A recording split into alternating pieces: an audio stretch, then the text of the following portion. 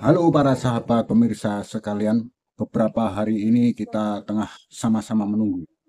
Semua rakyat Indonesia menunggu tanggal 22 di mana MK memutuskan hasil sengketa pemilihan presiden. Lalu apa yang akan terjadi? Kira-kira putusan seperti apa yang akan dikeluarkan oleh MK?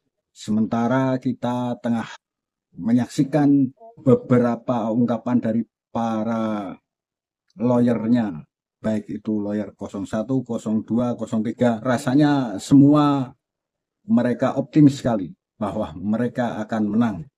Nah, sekarang sebelum saya simpulkan kira-kira apa keputusan MK, kita lihat beberapa cuplikan pendapat para lawyer ya. Oke, kita saksikan. Menurut saya tidak ada kata lain lagi kalau tidak dikabulkan. Mahkamah Konstitusi yang dengan profesional selama ini sudah melakukan sidang dengan baik dan tulus. Saya mengikuti setiap hari. Mudah-mudahan diberikan keleluasaan berpikir, hati yang tenang untuk bisa memutuskan dengan seadil-adilnya. Sekali lagi saya bangga kepada tim hukum nasional. Mudah-mudahan ini menjadi catatan sejarah sehingga bisa dikabulkan permohonan dari 01. Itu ungkapan dari lawyernya 01 ya. Kita dengarkan juga ungkapan dari 03. Dan kemudian saya ingin memberikan keterangan dari salah satu ahli ya. Oke, kita lanjut. Itu tidak menghasilkan output yang sah, yang legitimate, yang valid. Karena itu kami konsekuen dengan apa yang kami argumentasikan dalam permohonan kami.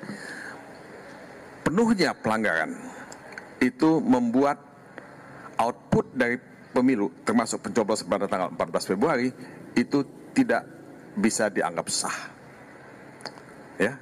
Nah, MK tentu membaca apa yang kami tulis, ya, dan pemilu bisa diulang, dan ada jurisprudensi. Kita dengarkan juga ungkapan dari para lawyernya 02. Bukti tentang kecurangan itu. Kesimpulan ini kami uraikan dengan jelas. Satu pun tidak terbukti adanya kecurangan tersebut. Ya kan? Jadi kita lihat tadi itu, bahwa saya katakan tadi itu sebenarnya kalau kecurangan ini, ranahnya ini ranah Bawaslu. Bawaslu yang harus memeriksa perkara kalau ada kecurangan. Oke, kita telah melihat beberapa pendapat yang dikemukakan oleh beberapa ahli, para lawyer, baik dari 01, 02, ataupun 03 ya. Oke, lalu kira-kira putusan apa yang akan diambil oleh MK? Baiknya kita dengarkan dari salah seorang ahli ilmu tata negara ya. Dalam hal ini saya mencuplik salah satu video dari Margarito Kamis. Oke, kita saksikan ya. Hakimnya. Oke, begini. Kalau itu yang terjadi, mahkamah ini mengubah dirinya menjadi mahkamah konyol. Kenapa, Bang? Loh, ini putusan Mahkamah Konstitusi itu kan yang melahirkan Gibran. Ketua MK-nya pada saat itu nggak dinyatakan apa-apa. melakukan pelanggaran kode etik. Terus putusannya tidak sah. Saya tanya, putusan nggak sah? Sah kan? Dalam ilmu hukum itu di dunia ini nih, putusan dikoreksi dengan putusan. Tadi kan Pak Maru bilang tuh, kalau tidak sah itu mesti ada sidang berikut kan. Dan ini tidak digunakan. Nah, gitu. tidak digunakan. Terus Anda bilang kalau Margarito marah-marah atau kritik-kritik, ada 1000 orang kritik-kritik, terus hukum itu berubah jadi sah, dari tidak sah menjadi sah, atau sah dari tidak sah menjadi sah. Enggak kan? Hukum teks. Suka atau tidak, senang atau tidak, memang begitu. Supaya tertib ini bangsa. Supaya beres ini bangsa. Begitu satu. Yang kedua, orang-orang ini mesti mengerti ya, di dalam ilmu hukum universal, bukan cuma di negeri ini aja tuh. Prosedur dan substansi atau formil dan material nilainya sama. Jadi jangan bilang jangan utamakan keadilan formil, jangan formalis saja, mesti substansial dong. No, tidak begitu. Rusak ini negara ini kalau pakai begitu. Rusak semua. Total rusak nih. Prosedur dan substansi atau formil, material itu sama nilai hukumnya dalam timbangan hukum. Jadi Anda sudah tidak pakai itu prosedur susah, Anda mau paksa juga supaya Anda kalah di sini, bisa supaya menang, Anda ambil itu keadilan substansial, mesti progresif. Nah itu masih sebenarnya suka-suka Anda otoriter sebenarnya, suka atau tidak suka, senang atau tidak senang. Kita tidak boleh berhukum dengan suka-suka kelompok. Tadi ya, begini, soalnya Mahkamah Konstitusi ini akan kemana begitu. Tadi bilang 4-4 atau enggak, tidak 4. Saya rasa kita kalau taruhan, mas lihat, taruhan minum kopi aja deh. Yang 1 gelas 100.000, jangan melemah, kalau kita nggak ada duit, nanti jadi juri. Ini putusan hanya kemungkinan, dan saya hakul yakin 100% tolak. Pertimbangannya karena kewenangan, legal standing atau alat bukti? No. Kalau di legal standing tidak mungkin, tidak akan, sudah pasti yang Karena mengajukan ini kan dua-dua ini kan capres cawapres gitu ya, jadi tidak mungkin orang bicara legal standing nanti, karena legal standing berakhir dengan perkara permohonan itu tidak diterima. Sudah terjawab. Ya ini sudah jadi lupakan itu. Tolak atau kabul. Kabul orang masih bagi gitu umumnya, kabul sebagian atau kabul seluruhnya. Ini tolak seluruhnya, kabul seutuhnya. Oke, baik. Ini pendapat dari Bang Margarito. Ditolak seluruhnya menurut sudut pandang Bang Margarito. Bagaimana? Mengapa? Sebentar supaya clear ini. Ditolak itu karena tidak bisa dibuktikan. Materinya tidak bisa dibuktikan. Yang agak berat itu kan orang bicara mengenai bansos, begitu ya. Lalu bansos itu oleh pasangan 1 dan 3 kalau tidak salah itu mengajukan salah satu profesor statistik, gitu ya. Muridnya juga bantah di dalam persidangan itu dan logis karena dia bicara statistik regresi. Begitu, itu menarik loh. Pak Hasan Hasbi itu mengoreksi bicara mengenai perbedaan antara hubungan dan pengaruh itu loh. Wah itu menarik lagi. Kalau orang belajar statistik betul-betul menarik itu. Jadi Anda mau pakai yang mana? Anda mau pakai yang mana coba? Sementara itu yang menjadi golden point. Yang mengatakan bahwa Prabowo Gibran itu menang gara-gara orang disogok pakai bansos itu. Uang 500.000, 600.000 dan macam-macam itu.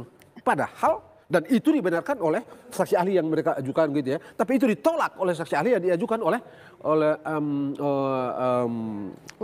kubu terkait. Begitu ya. Lalu keterangan menteri terlihat betul kebijakan membuat bansos dan segala macam. Itu ya perintah undang-undang dasar, perintah undang-undang dibicarakan oleh partai-partai yang mendukung orang-orang itu. Mau apa?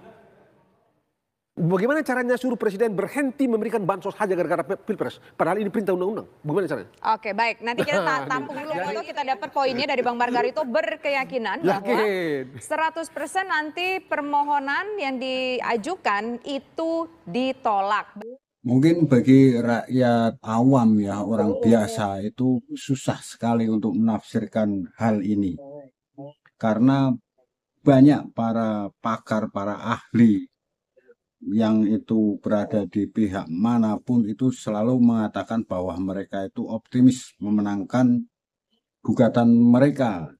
Jadi akhirnya semua rakyat itu bertanya-tanya, kira-kira apa yang akan MK putuskan. Namun dalam hal ini saya ingin berpendapat bahwa apa yang akan diputuskan MK nanti. Ini catat ya. Ini video ini saya buat pada hari ini, tanggal berapa ya? Tanggal 20 kayaknya ya. Oke, melihat atau menyaksikan beberapa ahli yang dipanggil. Dan dari semua ahli yang dipanggil, saya sangat tertarik dengan pemanggilan beberapa menteri. Pemanggilan beberapa menteri ini, itu yang memanggil MK sendiri. Jadi bukan pihak yang bersengketa. Tentu kita dapat menilai bahwa sebenarnya di sini mahkamah, para hakim ya, itu ingin ada satu masukan. Dan bukan tidak mungkin dalam hal ini maka akan terjadi satu kesimpulan. Artinya hakim ini tidak merasa mendapatkan satu titik pencerahan dari para ahli-ahli yang diajukan oleh pesengketa. Pesengketa itu maksudnya baik ahli dari 01, 02, 03 semuanya kan tidak netral. Nah, ini dalam hal ini MK memanggil beberapa menteri. Apa catatan daripada tindakan ini? Saya menilai bahwa dalam keputusan nanti akan terjadi ultra petita. Apa itu ultra petita ya? Jadi saya sangat yakin bahwa keputusan Mahkamah Konstitusi ini pasti di luar ekspektasi daripada penuntut ataupun terkait, juga si tergugat. Nah, jadi di luar ekspektasi ya. Istilahnya baik itu mahkamah itu menambahi, mengurangi, atau sepasnya itu keputusan itu nanti intinya akan mempertimbangkan dua hal. Pertama, demi kemaslahatan bangsa, ini yang pertama. Terus yang kedua, menjaga marwah MK itu sendiri.